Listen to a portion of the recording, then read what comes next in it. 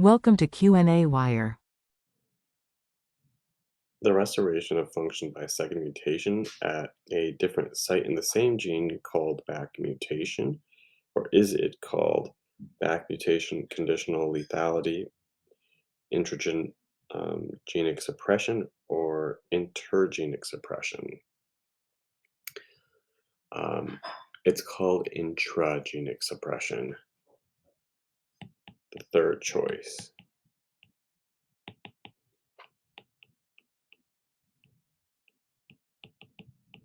That is the restoration of function by a second mutation at a different site in the same gene.